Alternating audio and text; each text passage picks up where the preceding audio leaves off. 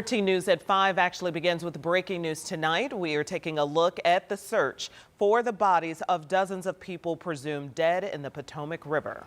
And now a preliminary report from the FAA states that staffing was not normal, with one air traffic controller working 2 positions at the time of the deadly crash.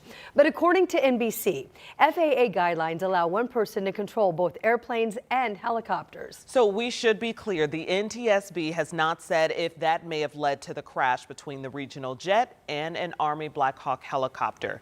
Jay Gray's been following this investigation into this tragedy all day. And Jay shares what we know now about this crash that went down last night near Washington, D.C. Hey there, good evening, and flights have resumed here at Reagan National Airport, though very little is normal right now. The path for takeoffs is just over my shoulder to the right here and just over the crash site. Teams continue to search the bitter cold waters of the Potomac, their mission now shifting from rescue to recovery. At this point, we don't believe there are any survivors from this accident. A horrific mid-air collision. Crash. This is Alert 3. An American Airlines regional jet on final approach to Reagan National Airport with 60 passengers and 4 crew members.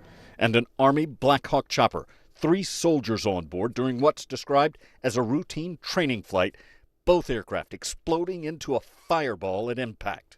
We will look at the aircraft, we will look at the helicopter, we will look at the environment in which they were operating in. Investigators stress finding a cause is going to take some time. They'll analyze black box flight data recorders and cockpit voice recordings, as well as air traffic control communications, and eventually literally piece together the wreckage. That we are going to leave no stone unturned in this investigation.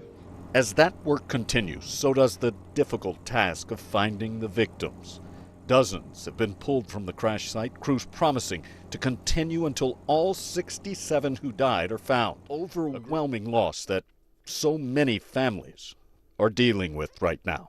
And back to the investigation now, where officials say they have not at this point found either the data recorders or voice recordings from either flight, though they're confident that will happen. They're also focused on just how busy the airspace is here at National. The main runway is the busiest in the country, with 800 takeoffs and landings every day. Jay Gray, NBC News, National Airport.